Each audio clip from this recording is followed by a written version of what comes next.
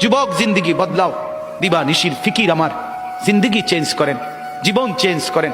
ফজরের নামাজে অভ্যস্ত হন। আল্লাহর কসম বন্ধু, ফজরের নামাজ যে পড়বে না সে ইমাম মাহাদিকে খুঁজে পাবে না, সে দাজ্জালের অন্তর্ভুক্ত হবে। এটা হাদিস।